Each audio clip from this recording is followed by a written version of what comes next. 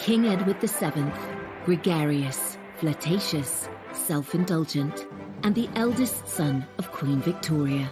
He was a big person, and he liked being quite debonair. He knew exactly what to say to people. He had a reputation for being able to put people at their ease. He dragged the United Kingdom out of the Victorian era into a shiny new century and inspired the Edwardian age. He's like a great big sunburst. This was Britain at the heart of a very, very wealthy empire.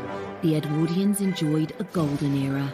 It is a time of great privilege and luxury. But no one ever thought Edward would be a success. They had very low expectations of him as a potential king. As king in waiting, he was written off as a useless philanderer with a long-suffering wife. The Prince of Pleasure, or Edward the Caresser. He does have lots and lots of affairs, lots of girlfriends. In this programme, we reveal the full extent of his scandalous private life. He's very happy to disavow Harriet in court, and that ultimately results in her being confined for the rest of her life in a lunatic asylum. How his beautiful wife, Queen Alexandra, stood by him.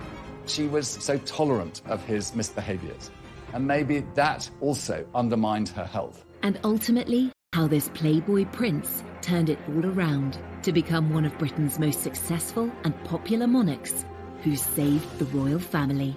The monarchy was really not fit for purpose. Edward did manage to pull it back quite quickly. He was truly the first people's king.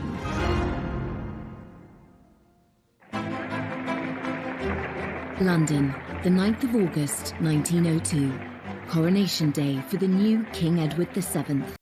The ceremony marks the dawn of a new century and a new era of British royalty after 64 years of Queen Victoria. Edward's coronation was a huge affair. Much was expected of it, and really the eyes of the world were fixed upon London, anticipating this great event.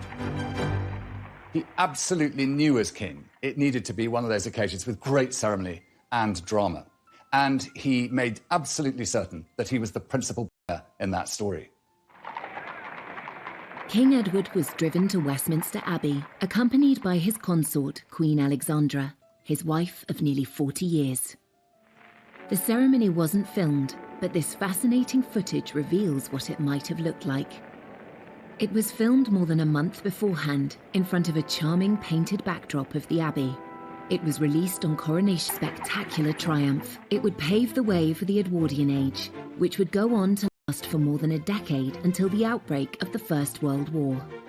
The Edwardians enjoyed the spoils of the British Empire in an era that would be known for its elegance in fashion and the arts, and its advances in design and technology. It was all a long way away from the gloomy formality of the Victorian age. It's ceasing to be the sort of horse-drawn, slow society. It's becoming the fast transit modern society with developments in transport, telecommunications, assembly lines are coming in. So this is becoming a recognisably modern society. And for the upper classes, I think you could probably say they never had it so good. The luxurious lifestyle of the Edwardian aristocracy is perfectly demonstrated in glossy romantic dramas like Downton Abbey. Low-paid domestic staff service the needs of their lords and ladies of the manor, a tradition that continued into the reign of King Edward's son, George V. Royal historian Alistair Bruce is an expert on the Edwardian era. In Downton Abbey, you see this sense of everyone having their place, be you the King Emperor at the top, or the person who scrubbed the streets or lit the gas lamps. Right from the start of his reign, King Edward was keen to transform the public face of the monarchy. That included upgrading Buckingham Palace and building Admiralty Arch, transforming the Mall into a world-class ceremonial route. The royal pageants we know today, the weddings, jubilees and flypasts, all have their roots in the plans of Edward VII. Going under Admiralty Arch down towards Buckingham Palace. All of that, in a way, was being constructed in this period and sort of being presented as something that had happened from time immemorial. King Edward's mother, Queen Victoria, was rarely seen in public. She had spent much of the last 40 years of her reign in mourning for her husband, Albert. Now, Edward wanted to put on a show. And this era is at the beginnings of celebrity, and he's right at the heart of this very sort of glamorous world. He goes to the theatre, you know, the West End becomes this very glamorous thing. And Edward is sort of touching all these different bits because he's very much a man about town. He just never stopped eating, drinking and smoking cigars. And I think with his top hat at its jaunty angle, he represented the very embodiment of the age that took his name. Edward VII became a hugely popular monarch, but at the start of his reign, no one took him very seriously at all. He was thought to be a prince of pleasure with little experience of state responsibilities. There were reservations among some that really this was an intellectual. He was a kind of good time boy. He could take people out. He would entertain them at banquets. He knew exactly what to say to people. There were all these sort of rumours that surrounded the new king, and Kipling, the writer, called him a corpulent voluptuary. He had a reputation as a playboy, as a womanizer. Henry James, the great American writer who lived in Britain, called him the arch-vulgarian. The womanizing king had had several high-profile relationships outside his marriage, pushing against the accepted boundaries of the time. And one of these relationships would end in a very public and scandalous trial that had the nation gripped. Lady Morden was sectioned, effectively. She was declared mad. Her own family say, oh, she's mad, and they put her in a loony bin.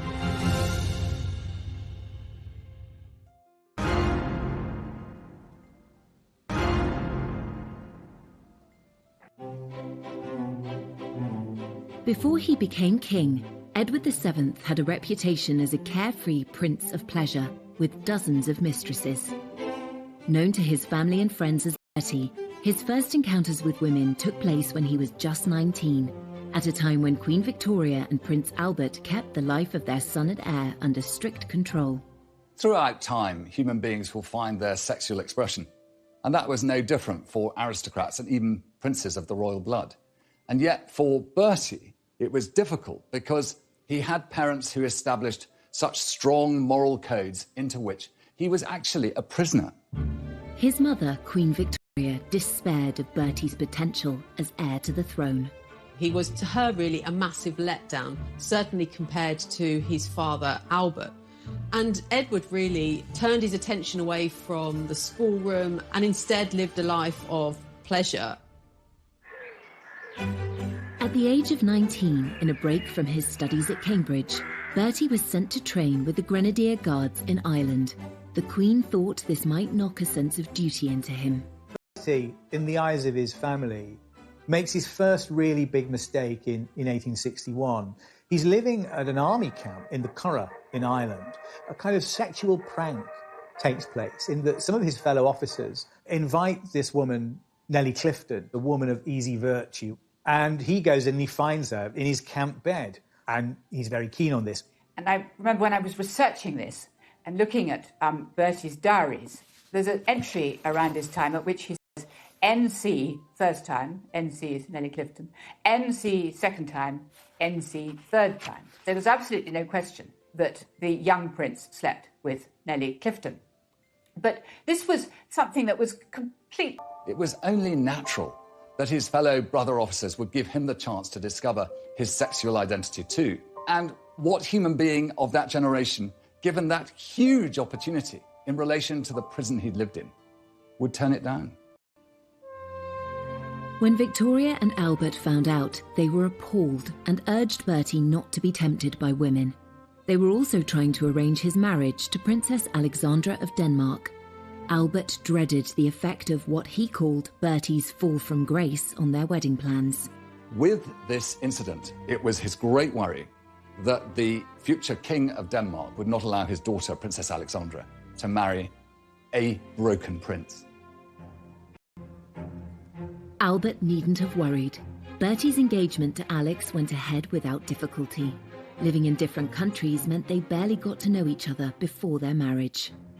And they met for the first time in the Cathedral of Speyer, near Heidelberg. They got on very well. But of course, the wedding itself had to wait several years because she was young. Alex was 16 at the time, the sweet-natured oldest child child of Prince Christian of Denmark. She was famously gorgeous. She was very lively. She wasn't particularly bright or well educated, but she loved having a good time and she rode a horse beautifully. She was a lot of fun to be with.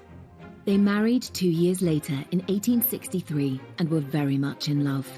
Bertie was faithful to Alex at the start, and she had no idea he had a roving eye. But he was soon meeting other women, at first out of her sight in the brothels of Paris. He does have lots and lots of affairs, lots of girlfriends. Even after he gets married, he had a tremendous reputation in Paris for visiting brothels and going to the theatre and having affairs with opera singers and actresses. In Bertie's social circle, adultery was really a sort of recognised sport. Bertie may have thought, well, you know, they're all at it, why on earth shouldn't I? Bertie's adventures in Paris began in 1864 when he was 23, just a year after his marriage to Alex. We know that he went to a very classy brothel called Le Chabonnet. Our knowledge about this mainly comes from later years, when the fixtures and fittings of this very fancy brothel were sold off, and certain kind of objects become associated with Bertie. The prince is said to have used this chair to entertain 2 women at once. But this is a kind of 2-level construction. It has a kind of a platform at the top and a platform at the bottom, and it has handles. And it's quite hard, to be absolutely frank, to work out quite what you would do on this. It's believed Bertie also enjoyed the use of this silver swan Filled with champagne to entertain his ladies. Bathing in champagne seems a bit like the idea is probably better than the execution. Bertie may have pulled off these escapades in France without the knowledge of his wife or his controlling mother, but he had other relationships closer to home, which soon came to their attention. It's very hard to know how many mistresses Bertie had. There's hardly any letters, any correspondence from women is preserved in Bertie's papers. And this makes it very difficult to trace the exact nature of his relationships with all the women who were named. Bertie's favourite women came from aristocratic and celebrity backgrounds. He would meet them at society dinners, dances, and even at the theatre. We know he had very much a soft spot for Wagner, but we also know that he liked a more kind of rumbustious sort of theatre, the sort of theatre in which people showed their legs.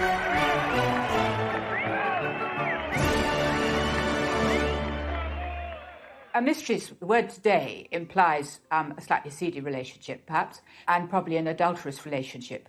For Edward VII, I think he thought these relationships were sort of what he deserved to have as prince. One of Bertie's best-known lady friends was Lily Langtry. He met her at a dinner party in 1877 when he was 35 and she was 23. She launched her acting career off the back of her friendship with Bertie. Lily Langtry was this married woman from Jersey whose father was a cleric. She arrived in London with her husband and very soon seemed to have charmed all of London society, including the Prince of Wales, who couldn't get enough of her. He showered her with very expensive gifts. They went to a party on board a ship, and the captain, for a joke, filled the cabins with laughing gas. And you can imagine that was a rather riotous occasion.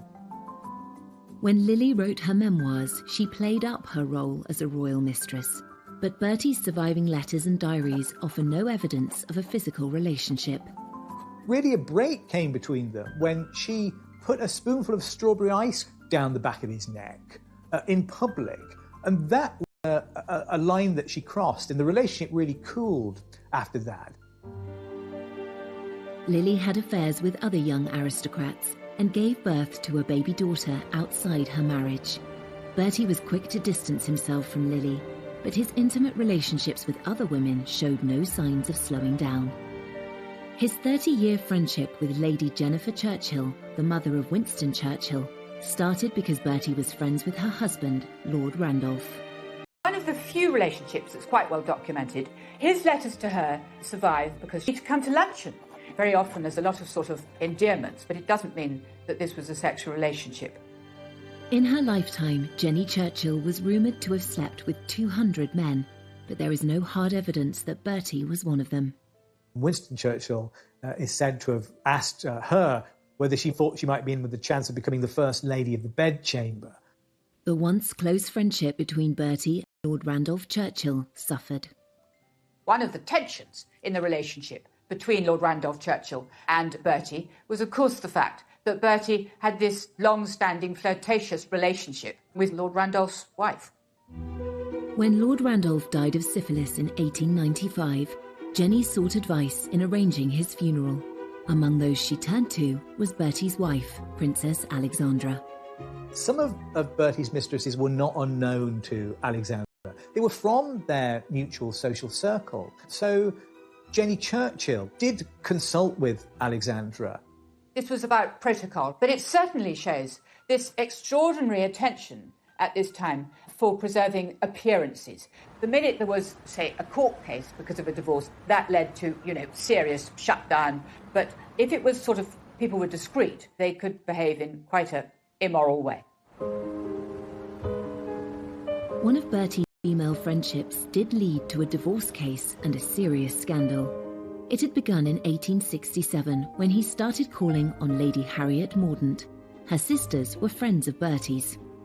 Harriet Mordaunt was a young woman who was married off to Sir Charles Mordaunt, a rich aristocrat. Harriet was 20 and 12 years younger than her husband. When he went abroad on a fishing holiday, Bertie visited her in the country and watched her riding her 2 new white ponies. But Sir Charles came home early and found them together. Historian Anne Somerset is one of Harriet's descendants. He flew into a terrible rage, and the Prince of Wales made himself scarce. Sir Charles had the ponies dragged before Harriet, and the ponies were shot before her eyes. Worse was to come 8 months later, when Harriet gave birth to her daughter Violet. The premature baby made Harriet panic. The child sort of developed something slightly wrong with her eyes, and Harriet leaps to the conclusion that she's infected her with venereal disease. So she calls Sir Charles to her and she tells him that the child isn't his, that she's misbehaved with a number of men, including the Prince of Wales. Once again, Sir Charles flew into a rage. He ransacked Harriet's desk and found letters from several men, including Bertie. Bertie as witness, but in the end, rather than go to trial, Lady Mordaunt was sectioned effectively. She was declared mad. Her family, her own family, say, oh, she's mad, and they put her in a loony bin, rather than allow her to appear in court. Despite his wife's absence, Sir Charles pressed on with the trial. It led to lurid headlines in papers such as the Illustrated Police News, with Bertie tagged as the royal visitor. The Prince of Wales was the star witness, but spent little more than 5 minutes in the witness box. He was questioned in a very cursory way in that court. He wasn't asked anything very detailed. He was simply asked in a way to deny the affair. He's very happy to disavow Harriet in court under oath. And, that ultimately results in her being confined for the rest of her life in a lunatic asylum. No one claimed Bertie was the father of Harriet's child, but there have been suggestions of a conspiracy to silence her, something which suited several people. Her own family said she was mentally incapable and royal doctors agreed, so she never got to defend herself. There's a suggestion that, Bertie was sort of colluding with Harriet's father, Sir Thomas Moncrieff, to ensure that she was declared insane. And certainly they all seem to have been prepared to sacrifice her, providing that the so-called honour of the family and indeed the status of the royal family was protected. Bertie assured his wife Alex and mother Queen Victoria that he had done nothing wrong, and they believed him, while Lady Harriet was locked away for nearly 40 years until her death in 1906. In these sort of days of the Me Too movement, many people would feel more severe about him. I think, in all fairness, one should pay credit to his better qualities, his achievements as king, and how he actually sort of managed to be a very popular monarch. 30 years after the Mordaunt scandal, Bertie was crowned king. His relationships were so well known in society by then that they were amusing rather than scandalous. He insisted that a group of his former mistresses should be invited to the coronation. Accompanying Edward at his coronation was, of course, his queen. Alexandra of Denmark, but also a group of women, the king's mistresses, who were together in a pew that was dubbed the king's loose box. And so mistresses of long-standing, Jenny Churchill, Winston Churchill's mother indeed, and Alice Keppel. So long-standing mistresses of Edward were there at the heart of this establishment occasion. One wonders slightly what the atmosphere was like within it. Been a playboy all his life, a trend that would continue into his reign. And the excesses extended to other areas of his lifestyle too. His drinking, eating and smoking was infamous, and soon it would bring him to the brink of death. Let's not forget that this 48-inch chest, 48-inch waist, there is a kind of foul burst that comes from it that says there's been an abscess in his flesh.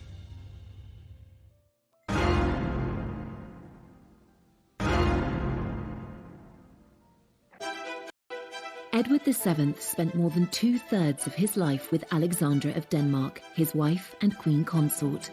At the age of 18, Alex took part in an arranged marriage with the rebellious and hedonistic Prince Edward, who had grown up starved of affection by his strict parents.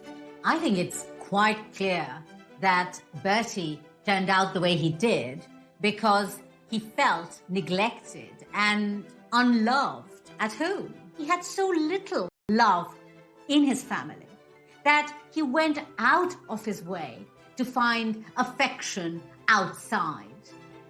Alex tried her utmost to be the love of Bertie's life, but when he needed more than she could provide, Alex found ingenious ways to ease the heartache it caused her. There's something about the nature of that marriage that in part explains why he was never faithful to her, because it was one that was in essence imposed upon him. But it was advertised as a love match.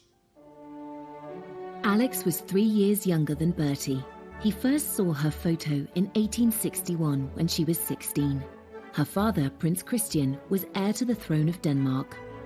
They lived in a palace in Copenhagen. Alexandra made her own clothes as a child. She shared a bedroom with her sister into her teens. There are stories about her recycling her clothes as furniture covers. Can't really imagine Queen Victoria doing that.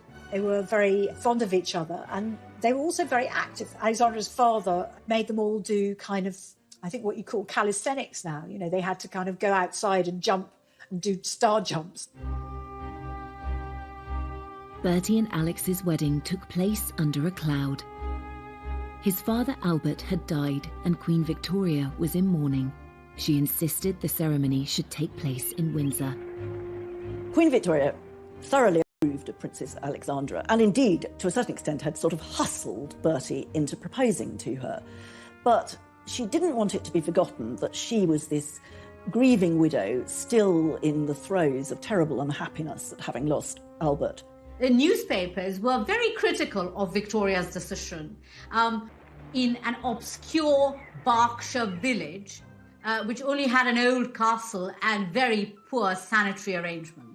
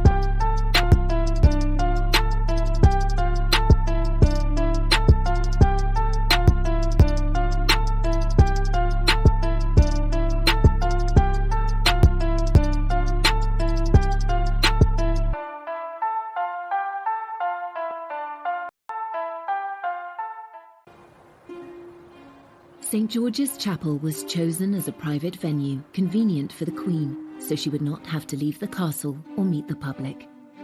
Victoria sent word that the guests and bridal party should dress in colours of mourning. At least Alex was allowed to wear white.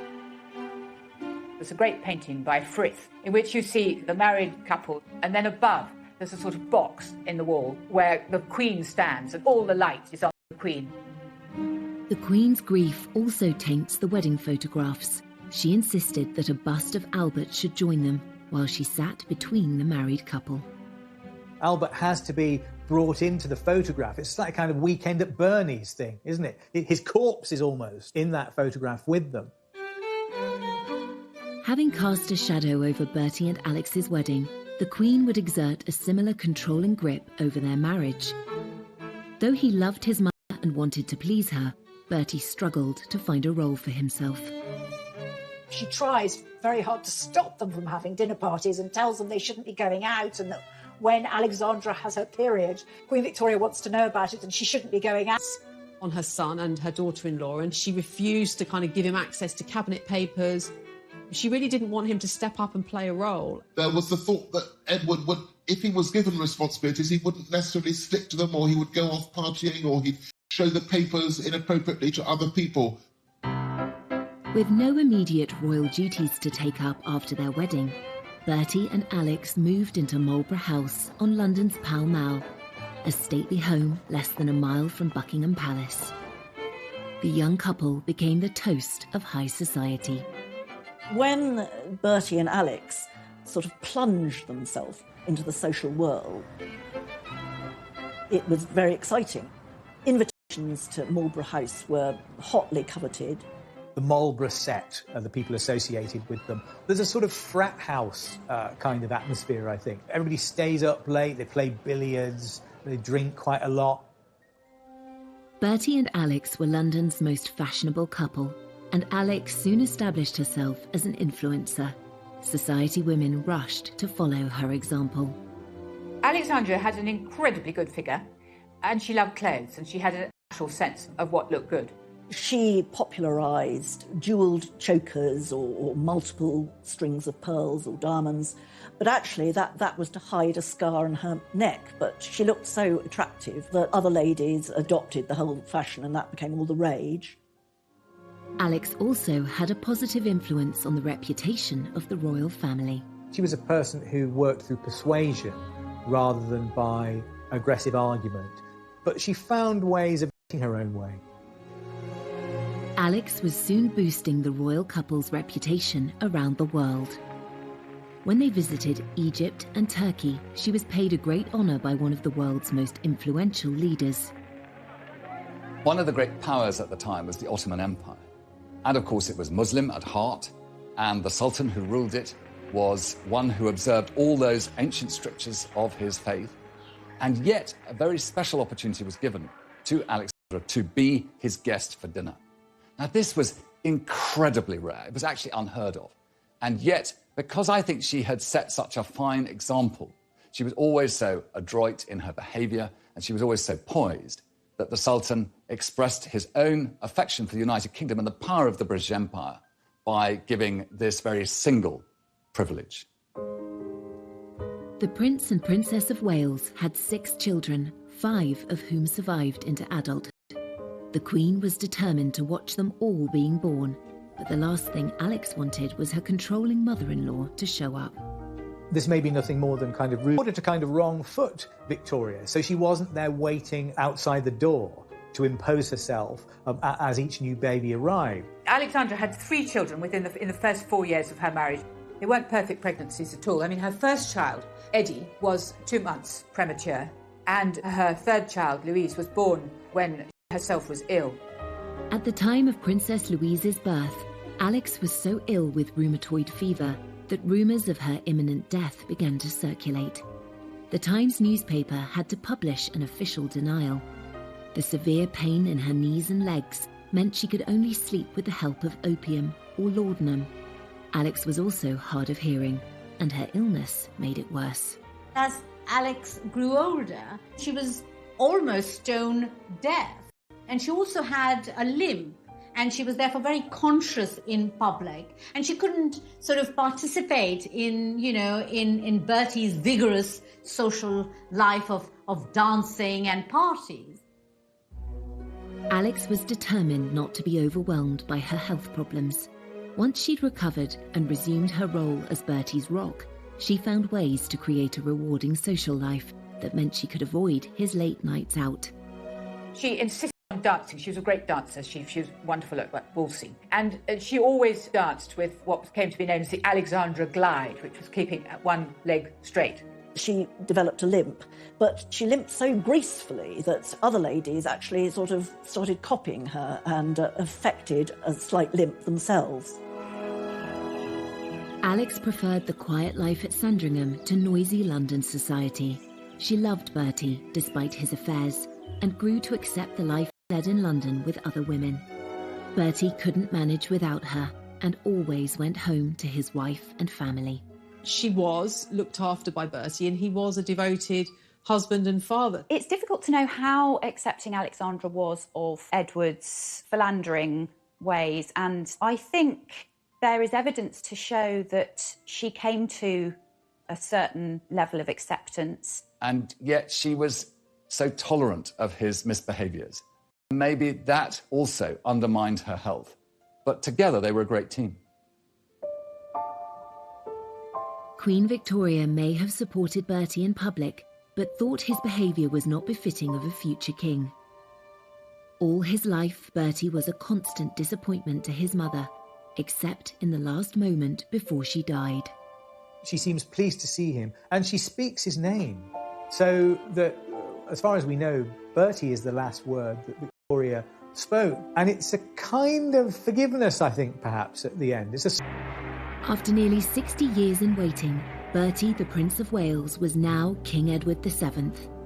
But his decades of smoking, drinking and overeating were quickly catching up with him. His doctors warned him that without urgent treatment, he might die in the middle of his coronation ceremony. There's a possibility that it's appendicitis, but once Treves cuts into the body, let's not forget this 48-inch chest, 48-inch waist, there is a kind of foul burst that comes from it that says there's been an abscess in his flesh. The nation, indeed the world, held their breath. In the end, the 40-minute procedure was successful. He sat up in bed, he emerged. In a way, this added to the sense of excitement and expectation. The coronation was delayed 2 months to allow him time to recuperate. King Edward VII was determined to drag Britain into the modern age, but not everyone was happy about it. Many British people who were quite restrained saw this old building that they loved turned into something like the interior of a French hotel. And that was probably quite surprising.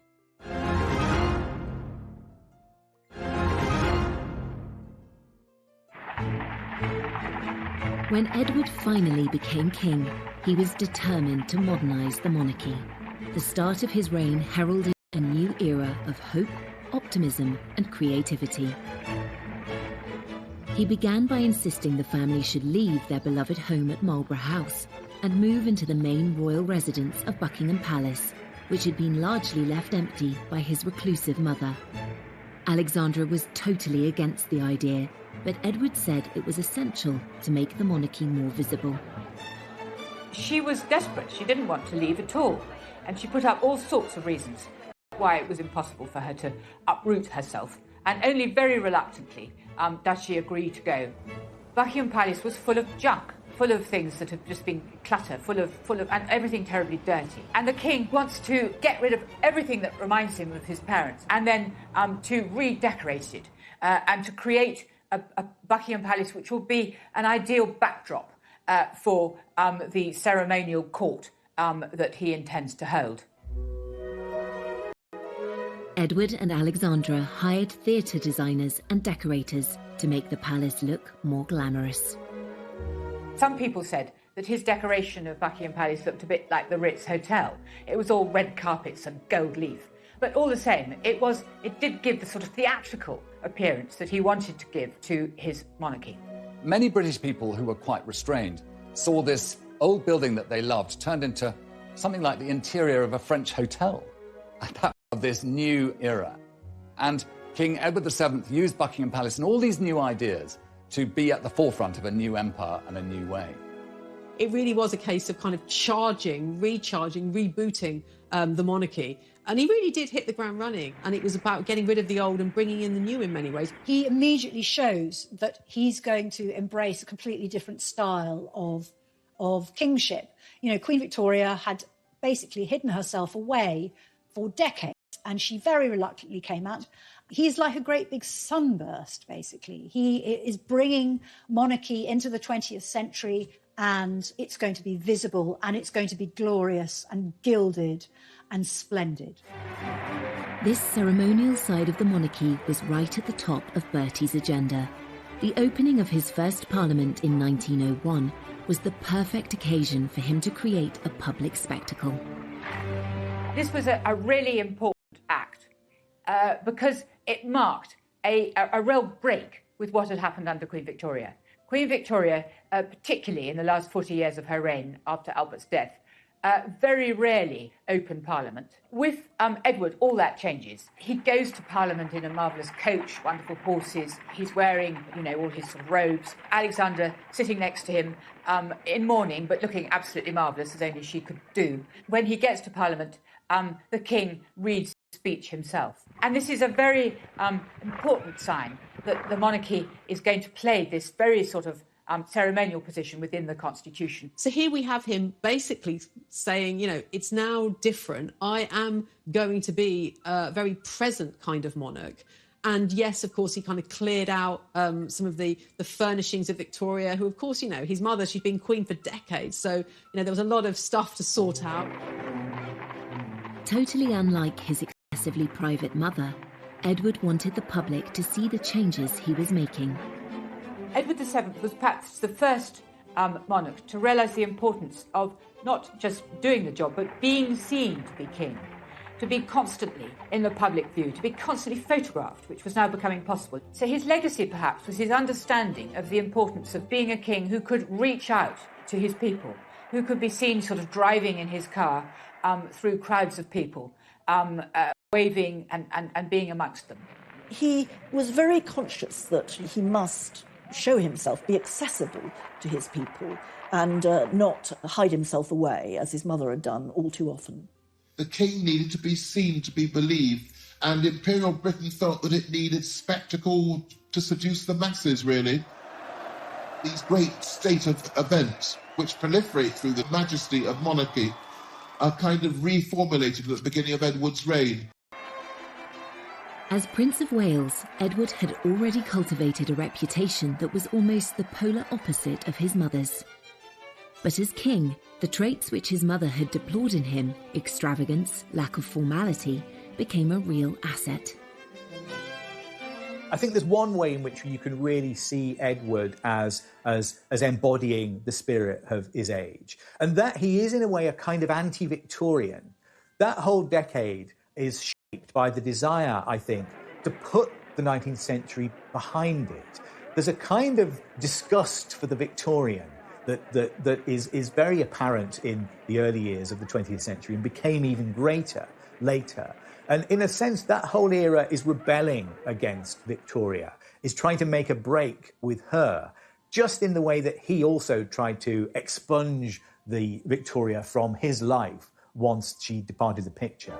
Here was something new and a chance to be breaking free of all that constraint, all that endless British expectation of good behaviour. This was a new king who represented that burst of joy, burst of change, and opportunity for the aristocratic classes to have their great time in the sun.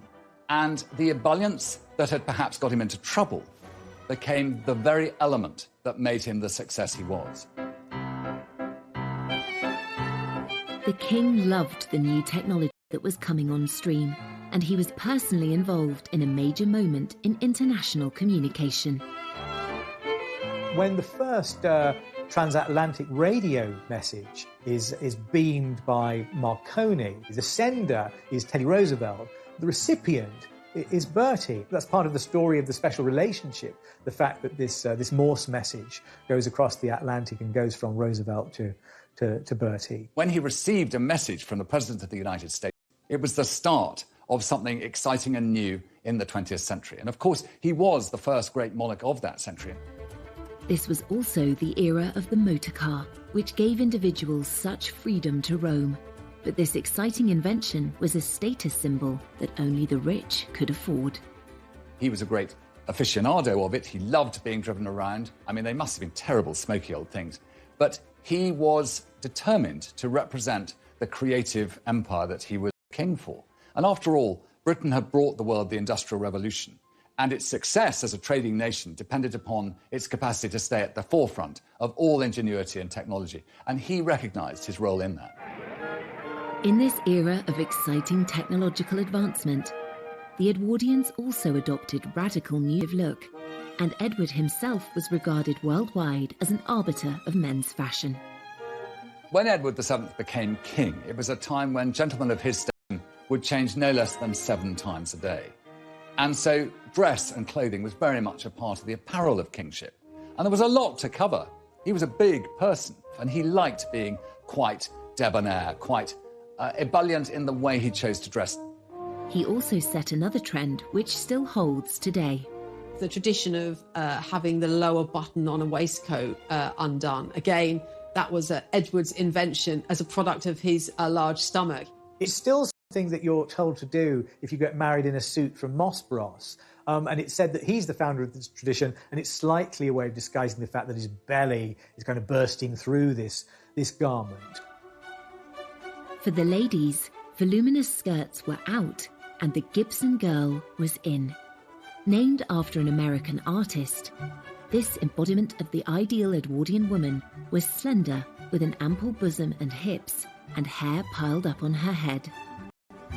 It's a period of great change in women's fashions. That Gibson girl look, with the waistline going higher and the neckline going lower, and all of those enormous picture hats that would have been a great annoyance to anybody in the cinema, I think, or in the theatre.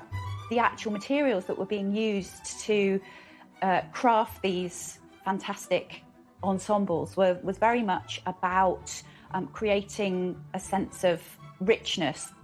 It is an era that really celebrated innovation in terms of fashion, using chemical lace, using machine-made objects, using garments that were made. It's really the beginning of the fast fashion era of mass manufacture, and so there's a great sense of new designers, new in all sorts of different ways, that punctuates it as a very exciting decade in fashion.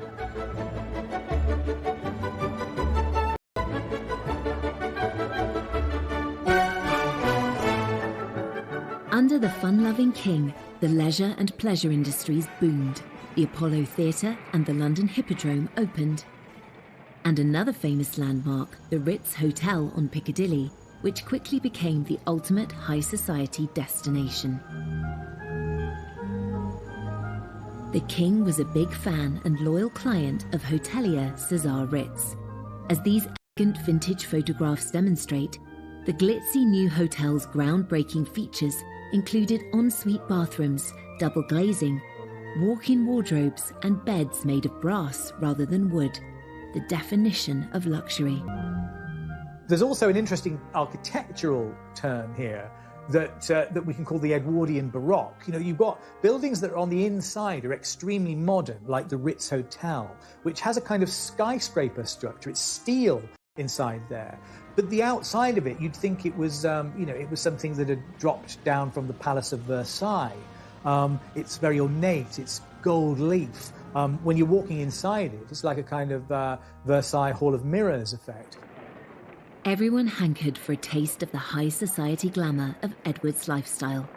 Even if the Ritz was a little beyond their means, they too could enjoy the sophistication of taking afternoon tea at one of the many corner houses, maisons, that sprang up across the country, especially those belonging to the Lyons Corner House chain.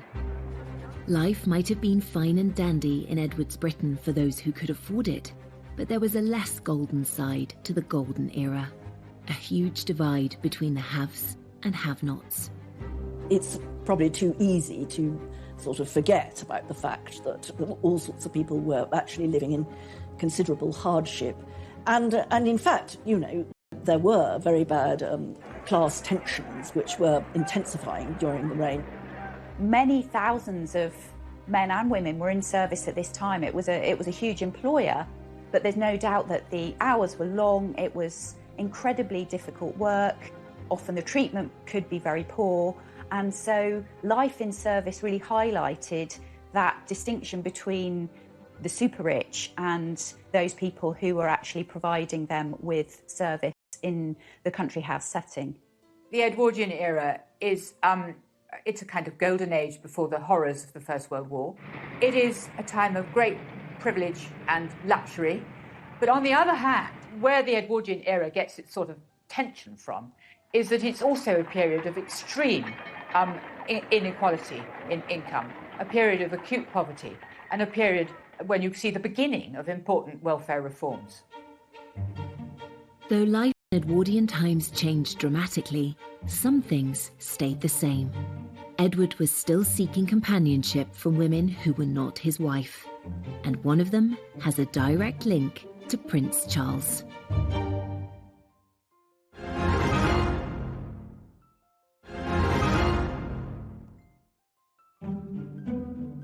Bertie had strayed throughout his marriage, and that didn't change when he was king. And one woman had the dubious honour of becoming known as his last mistress. Alice Keppel was famous before she started her affair with Edward, because she was, dinner parties were a hot ticket because lots of politicians and, famous aristocrats would be there. People are made to understand that if they want to have the king to dinner, or if they want to have him to stay, Mrs. Keppel must come too. So she constantly accompanies him, and she has a very good effect on the king. She was able to put him in a good mood.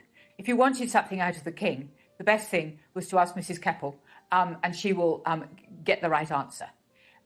She was witty, she was quick, she was interested in politics. She was able to act as a kind of bridge between the king and some of the liberal leaders with whom he didn't get on very well, people like Lloyd George.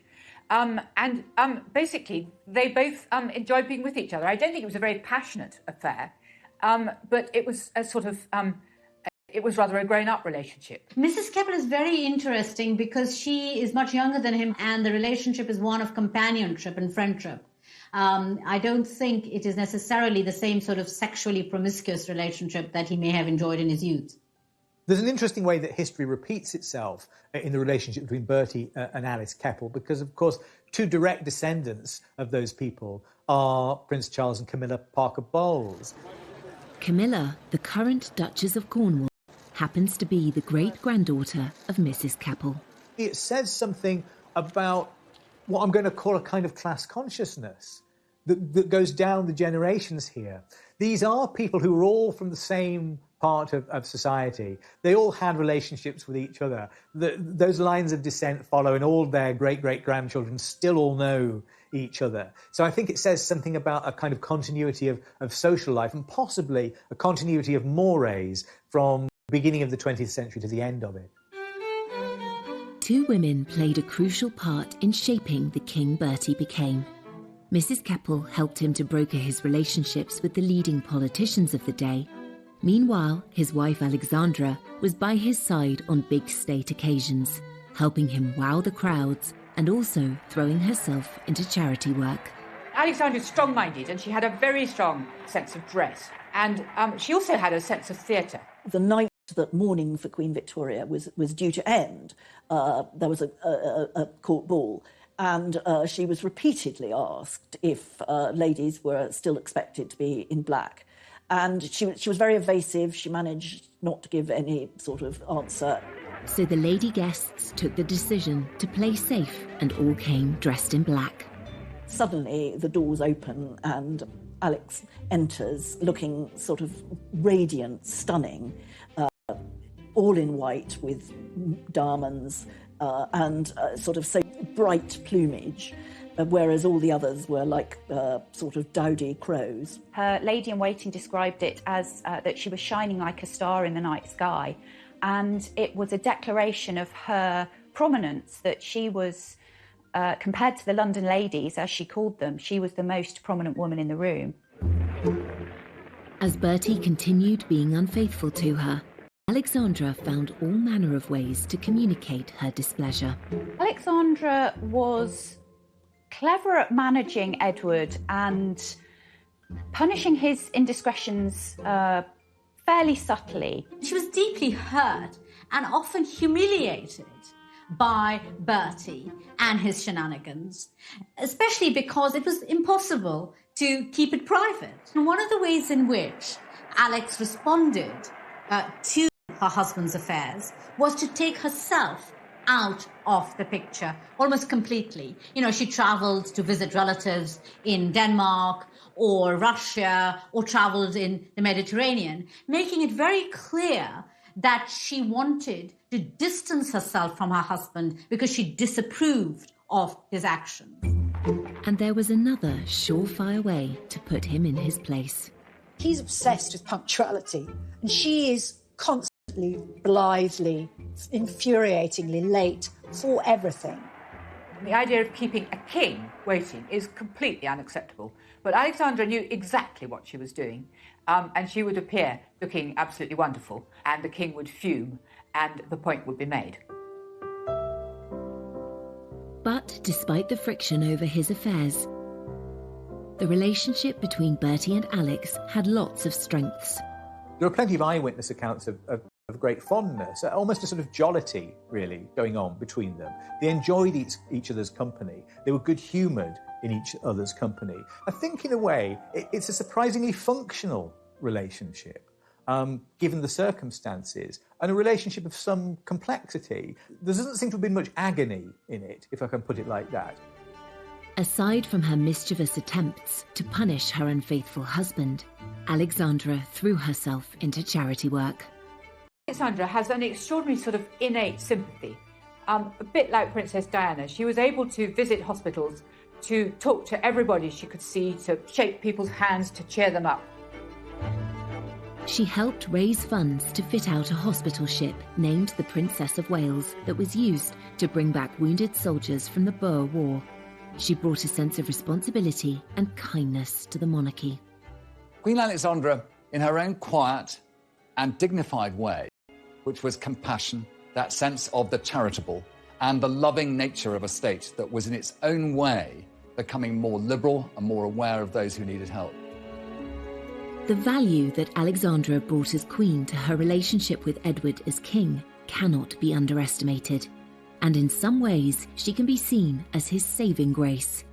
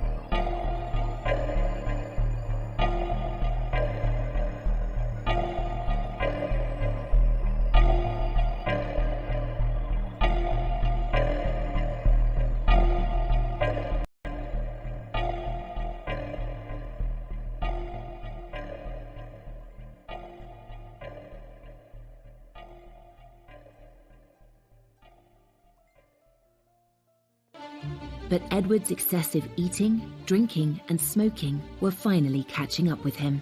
Every larder had been opened to him, every drinks cabinet, and a lifetime of that indulgence was bound to take its course. And his health did decline. And everyone could see Queen Alexandra watches this with great sadness. He had achieved so much since he came to the throne, but his reign was about to come to an abrupt end.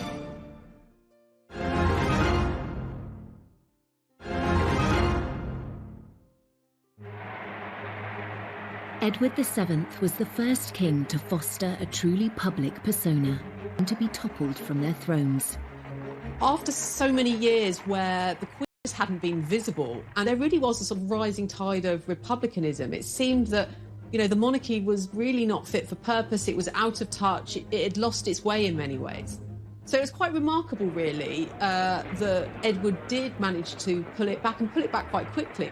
Actually, he won heart, and he did prove himself to be a king fit for the times. And though Edward's reputation as a fun-loving playboy never left him, his many triumphs far outweigh this. I think we remember Edward as a man overly devoted to pleasure, but there is a serious side to him that is neglected and unremembered. He's one of the brokers of the Entente Cordiale, for instance, that made relations between France and Britain a lot more friendly than they'd been in the past. So if we're going to kind of refocus him slightly, let's think less about the cigars and the horses, and maybe more about this side of him, about his kind of political nous. And when Edward went on an official visit to India, he also demonstrated an enlightened outlook on race relations. He was deeply shocked by the behaviour of some of the British officials out there, and he came back determined that something must be done to stop the racist behaviour of the English against the Indians. He writes home to his mother that all the people in India would be far more accepting of our rule if he actually treated them with firmness but kindness, not with brutality. He had defied all expectations of him, particularly those of his mother, and he was determined to make sure he didn't make the same mistakes with his own children as she had with him. Edward sets about training his son up to be king. You know, he makes sure that George has a desk next to him. You know, he makes that part and parcel of what you do for an heir, is that you prepare them. Towards the end of 1909, Bertie's health was failing. He just won't look after himself. He goes on smoking cigars. He goes on eating huge amounts. He finds it harder and harder to walk. And, you know, basically his body gives out on him. Alexandra returned from a trip abroad to find him seriously ill. And on the 6th of May, 1910, Edward suffered a series of heart attacks. But even at this difficult time, the king's mistresses were never far away. Mrs. Keppel had a letter which the king had written to her, telling her that if ever he became ill or was on his deathbed, she produced this letter, and Alexandra, on the strength of this, allows Mrs. Keppel to come and say her goodbyes to the dying king. And Mrs. Keppel, when she saw him so ill, has a sort of hysterical fit, starts weeping and making a lot of noise and being very sort of what you don't want to have in a sick room. So she's bundled out of the room, and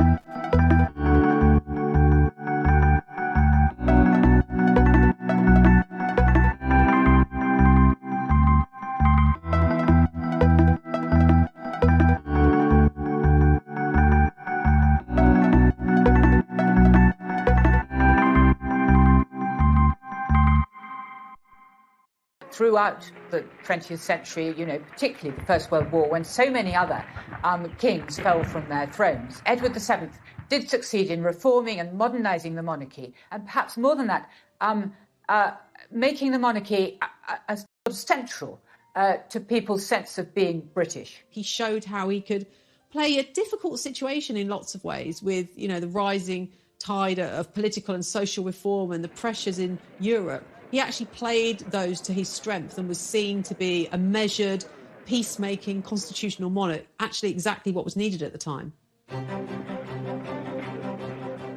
After less than 10 years on the throne, Edward VII created an impressive legacy. And what of the era that was named after him? When people look back at that time, there is, at one level, a great deal of nostalgia for a lost age of long, lazy afternoons punting on the rivers and evenings spent in, going to the theatres or the music halls in London. He reigned during a remarkable period of flux, and it's left us with romantic impressions of high society living and a touch of bygone luxury that we all secretly long for.